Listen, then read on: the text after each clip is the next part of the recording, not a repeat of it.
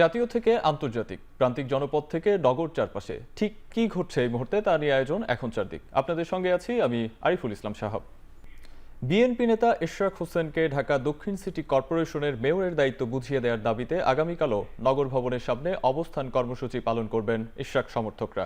দাবি না মানলে পুরো ঢাকা অচল করে দেওয়ার হুঁশিয়ারি তাদের। নগর ভবনের সামনে ব্লকেট কর্মসূচি পালন শেষে বিকেলে এ ঘোষণা দেন ঢাকা দক্ষিণ সিটি কর্পোরেশনের সাবেক সিনিয়র সচিব মশিউর রহমান। এর আগেই সকাল থেকে ব্যানার ফেস্টুন নিয়ে নগর ভবনের প্রধান ফটক আটকে অবস্থান নেয় আন্দোলনকারীরা। স্লোগানের পাশাপাশি ট্রাকের ওপর অস্থায়ী মঞ্চে জাতীয় সঙ্গীত পরিবেশন করেন তারা। চলে সুরে সুরে প্রতিবাদ। এ সময় উপদেষ্টা আসিফের পদত্যাগ দাবি করেন ইশরাক সমর্থকরা। অভিযোগ করেন, মেয়র হিসেবে ইশরাক হোসেনের গেজেট প্রকাশের 22 দিন পার হলেও দায়িত্ব বুঝিয়ে না দেয়া সরকার গড়িমসি করছে। দাবি না মানা পর্যন্ত রাজপথে থাকার ঘোষণা দেন তার সমর্থকরা। তার মেয়র ইঞ্জিনিয়ার ইশরাকের শপথ পূরণের জন্য আজকে 5 দিন ধরে এখানে অবস্থান নিচ্ছি। দাবি যদি না মানে তাহলে আমরা এর থেকে কঠোর আন্দোলনে হুঁশিয়ারি দিচ্ছি। আহ্বান থাকবে সরকার যেন খুব দ্রুত এটি একটা দেশের সুরাহা করে দিয়েছে, নগরবাসীকে স্বস্তি দান করে। তাকে এখনো আমরা অনুরোধ করছি নগরবাসী হিসেবে তাকে সেবা করার সুযোগ করে দেওয়া হোক। রাস্তা বন্ধ করে আন্দোলন করা দুঃখজনক। এতে শুধু জনগণের ভোগান্তি নয়, নিয়মিত কার্যক্রমও ব্যাহত হচ্ছে বলে মন্তব্য করেছেন স্থানীয় সরকার উপদেষ্টা আসিফ মাহমুদ সজীব ভুইয়া।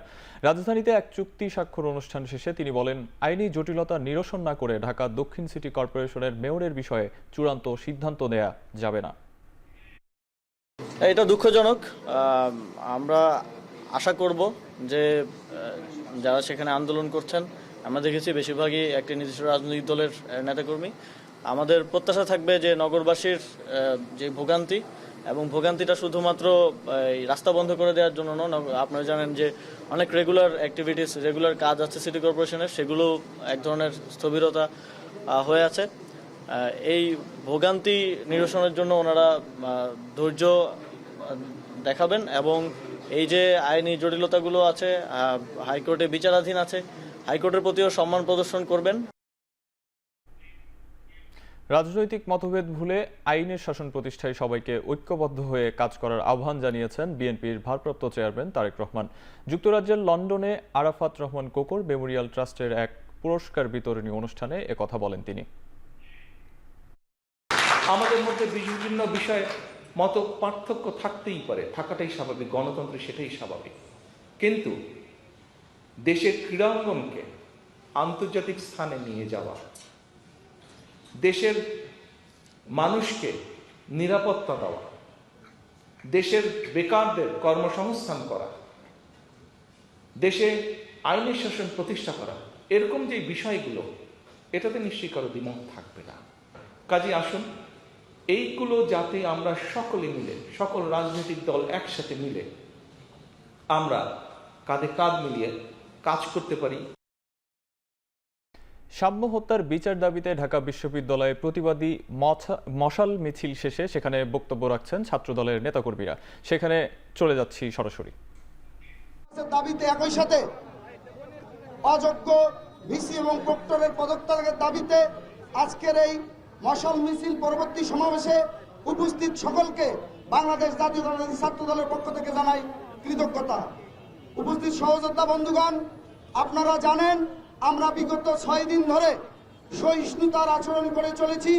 আমরা যেহেতু বাংলাদেশ জাতীয়তাবাদী ছাত্র দল ক্যাম্পাসে শিক্ষার্থী বান্ধব পরিবেশ নিশ্চিত করার জন্য অতীতে কাজ করছি, বর্তমান কাজ করি এবং ভবিষ্যতে কাজ করার দৃঢ় প্রত্যয় ব্যক্ত করি। এজন্যই আমাদের একটি যৌক্তিক দাবিতে এখন পর্যন্ত আমরা সহিষ্ণুতার আচরণ করে যাচ্ছি। বিগত 6 দিন হয়ে গেল, এখন পর্যন্ত সাম্য হত্যাকারীদের, প্রকৃত হত্যাকারীদের দৃশ্যমান কোনো বিচারের ব্যবস্থা করা হয়নি, এমনকি তাদের শনাক্ত করা হয়নি। এজন্য আমরা খুবই উদ্বিগ্ন। আমরা একই সাথে সাম্য হত্যাকাণ্ডের পরবর্তী সময়ে যারা সাম্যের হত্যাকাণ্ডকে ভিন্ন খাতে প্রবাহিত করার জন্য বিভিন্ন ন্যারেটিভ দাঁড় করিয়েছে, তাদেরও আইনের আওতায় আনার জন্য দাবি জানাচ্ছি। প্রিয় সহযোদ্ধা বন্ধুগণ, আপনারা জানেন প্রিয় সহযোদ্ধা, আমাদের সহযোদ্ধা সাম্য হত্যাকাণ্ডের শিকার হয়েছে 5 আগস্ট পরবর্তী সময়ে। 5 আগস্ট পূর্ববর্তী সময়ে জুলাই আগস্টের যে গণঅভ্যুত্থান, সে ছিল সম্মুখ সারির সহযোদ্ধা। সেই সাম্য ঢাকা বিশ্ববিদ্যালয়ের মতো নিরাপত্তা বলয়ের মতো ক্যাম্পাসে শহীদ হয়েছে, হত্যাকাণ্ডের শিকার হয়েছে। অথচ সেই হত্যাকাণ্ডকে কেন্দ্র করে একটি মব সৃষ্টিকারী বাহিনী বিভিন্ন ন্যারেটিভ দাঁড় করানোর চেষ্টা করছে এবং ভিসি প্রক্টরের পক্ষেই তা যাচ্ছে বলে আমরা। সাম্য হত্যার বিচার দাবিতে ঢাকা বিশ্ববিদ্যালয়ে প্রতিবাদী মশাল মিছিল শেষে সেখানে বক্তব্য রাখছিলেন ছাত্রদলের নেতাকর্মীরা। এতক্ষণ সরাসরি যুক্ত ছিলাম সেখানে। রাজধানীর ভাটারা থানার শিক্ষার্থী এনামুল হক হত্যা চেষ্টা মামলায় চিত্রনায়িকা নুসরাত ফারিয়াকে কারাগারে পাঠিয়েছেন আদালত। সকালে সিএমএম আদালতে তোলার পর পুলিশ কোনো রিমান্ড চায়নি। শুনানিতে রাষ্ট্রপক্ষের আইনজীবী বলেন, আন্দোলন দমনে আওয়ামী লীগকে অর্থের যোগানদাতা হিসেবে ভূমিকা রাখেন নুসরাত ফারিয়া। আওয়ামী লীগ ও শেখ হাসিনার আস্থাভাজন হতে শেখ মুজিবুর রহমানের বায়োপিকে শেখ হাসিনার চরিত্রে অভিনয় করেন তিনি। অনলাইন জুয়ার সাথে তার সম্পৃক্ততা রয়েছে বলেও জানান রাষ্ট্রপক্ষের আইনজীবী। জুলাই আন্দোলনের সময় তিনি বিদেশে থাকায় কিভাবে সে ছাত্র জনতার বিপক্ষে অবস্থান নিয়েছেন প্রশ্ন রাখেন আসামি পক্ষের আইনজীবী। জবাবে রাষ্ট্রপক্ষের আইনজীবী বলেন, বিদেশে অবস্থান করেও তথ্য প্রযুক্তির মাধ্যমে আন্দোলন দমনে ভূমিকা রাখা যায়, যা তদন্তে সঠিক তথ্য বেরিয়ে আসবে। এদিকে পুলিশ প্রতিবেদন দেয়া সাপেক্ষে 22 মে জামিন শুনানির দিন ঠিক করেন বিচারক। ঋণের নামে হাজার কোটি টাকার বেশি অর্থ আত্মসাতের অভিযোগে এস আলমের বিরুদ্ধে 2 মামলা করেছে দুর্নীতি দমন কমিশন। দুদকের জনসংযোগ দপ্তরের কর্মকর্তা তানজির আহমেদ সাংবাদিকদের বিষয়টি নিশ্চিত করেছেন। তিনি জানান, নাম সর্বস্ব ভুয়া প্রতিষ্ঠানের নামে ঋণের 549 কোটি টাকা আত্মসাতের ঘটনায় এস আলম সহ 37 জনের বিরুদ্ধে একটি মামলা করা হয়েছে। এছাড়া অপর মামলায় একইভাবে 553 কোটি টাকা আত্মসাতের অভিযোগে 31 জনের বিরুদ্ধে মামলা দায়ের করা হয়েছে। 2 মামলায় আসামি 43 জন। মামলার পর বিধি অনুযায়ী তাদের বিরুদ্ধে ব্যবস্থা নেওয়া হবে বলে জানান তিনি।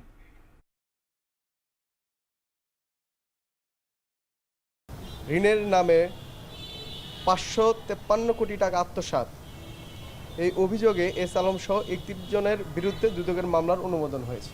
এর পাশাপাশি আসামি Mohammad Saiful Alam, chairman S Alam group ও প্রাক্তন chairman first security Islami bank কর্তৃক ফার্স্ট সিকিউরিটি ইসলামী ব্যাংকের বিভিন্ন পর্যায়ের কর্মকর্তা এবং মেসার্স সাফরান ট্রেড ইন্টারন্যাশনাল নামক নাম সর্বস্ব, বাস্তবে যার অস্তিত্ব নেই, প্রতিষ্ঠানের স্বত্বাধিকারীর সাথে পরস্পর যোগ সাজসে অপরাধমূলক অসদাচরণ ও বিশ্বাস ভঙ্গ করে জালিয়াতির মাধ্যমে 548 কোটি টাকা বিভিন্ন নাম সর্বস্ব হিসেবে সমন্বয়ের মাধ্যমে আত্মসাৎ করা হয়েছে। এই অভিযোগে এস আলম সহ 37 জনের বিরুদ্ধে দুদকে একটি মামলার অনুমোদন হয়েছে। আওয়ামী লীগ সরকারের আমলে আত্মসাৎ ও পাচার হওয়া অর্থের মধ্যে 2.25 লাখ কোটি টাকার সন্ধান মিলেছে। এই অর্থের যতটুকু জব্দ করা হয়েছে তা দিয়ে তহবিল গঠনের সিদ্ধান্ত নিয়েছে অন্তর্বর্তী সরকার।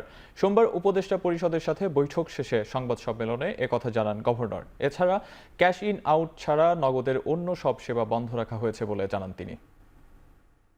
গভর্নর জানান, যেসব অর্থ ব্যাংক থেকে আত্মসাৎ হয়েছে সেগুলো সংশ্লিষ্ট প্রতিষ্ঠানকে ফেরত দেওয়া হবে, আর বাকি অর্থ দরিদ্র মানুষের কল্যাণে ব্যবহার করা হবে। এখন পর্যন্ত অভ্যন্তরীণ উৎস থেকে জব্দ করা অর্থ, শেয়ার ও সম্পদের মূল্য প্রায় 2 লাখ কোটি টাকা, আর বিদেশ থেকে পাওয়া গেছে 18 কোটি ডলারের বেশি।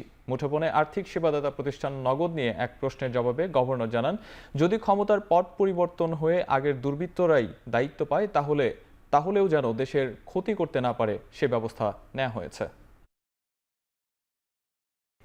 জাতীয় রাজস্ব বোর্ডকে ভেঙে 2 বিভাগে বিভক্ত করার প্রতিবাদে কলম বিরতি স্থগিত করেছে এনবিআর সংস্কার ঐক্য পরিষদ। কয়েকজন উপদেষ্টার সাথে বৈঠকের আশ্বাসে কর্মসূচি স্থগিতের ঘোষণা দেয়া হয়।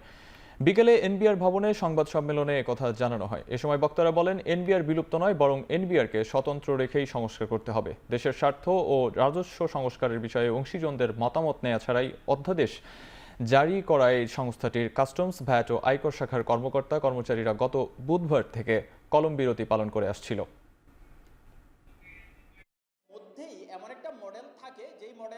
এবারে আন্তর্জাতিক। ব্রেক্সিটের পর প্রথমবারের মতো ইউরোপীয় ইউনিয়নের সঙ্গে প্রতিরক্ষা ও বাণিজ্য সম্পর্ক পুনরায় স্থাপনে সম্মত হল যুক্তরাজ্য। এর আওতায় গঠন করা হচ্ছে ইউকে ইইউ প্রতিরক্ষা ও নিরাপত্তা অংশীদারিত্ব, যেখান থেকে 17,000 কোটি ডলার ঋণ পাবে যুক্তরাজ্য। বাণিজ্য চুক্তির আওতায় যুক্তরাজ্যের জলসীমায় 12 বছর মাছ ধরার অনুমতি পাচ্ছে ইইউ এর রাষ্ট্রসমূহ। বিপরীতে ব্রিটিশ নাগরিকরা বায়োমেট্রিক পাসপোর্ট ইগেট ব্যবহারের মাধ্যমে ভ্রমণ করতে পারবেন ইউরোপ। এছাড়াও ইইউ এর দেশগুলোর যুক্তরাজ্যে খাদ্য ও পানীয় পণ্য প্রবেশের ক্ষেত্রে কমানো হবে বিধিনিষেধ। চুক্তিকে দুই পক্ষের জন্যই বিজয় বলে অভিহিত করেছেন ব্রিটিশ প্রধানমন্ত্রী। খেলার খবর। শারজায় সিরিজের দ্বিতীয় টি-20 ম্যাচে সংযুক্ত আরব আমিরাতের বিপক্ষে মাঠে নামবে বাংলাদেশ। রাত 9টায় শুরু হবে ম্যাচটি। প্রথম ম্যাচে সেঞ্চুরিয়ান ইমন ছাড়া অন্যান্যদের ব্যাটারদের দৃষ্টিকটু আউট আর বড় রান করতে না পারার ব্যর্থতায় 200 রান করতে পারেনি বাংলাদেশ। অন্যদিকে অফ ফর্মের মেয়াদ আরও যেন বৃদ্ধি করেছেন ক্যাপ্টেন লিটন দাস। প্রথম 10 ওভারে বোলাররাও ছিলেন ছন্নছাড়া। আগের ম্যাচে জয়ের অন্যতম নায়ক মুস্তাফিজুর রহমানকে পাচ্ছে না টাইগাররা, তাই একাদশে অন্তত একটি পরিবর্তন নিশ্চিতই। এছাড়াও সুযোগ পেতে পারেন রিশাদ হোসেনও, সেক্ষেত্রে বাদ পড়তে পারেন শামীম হোসেন। 2022 সালে দুবাইয়ের সাথে খেলা সর্বশেষ সিরিজেও বাংলাদেশ হোয়াইট ওয়াশ করেছিল সংযুক্ত আরব আমিরাতকে।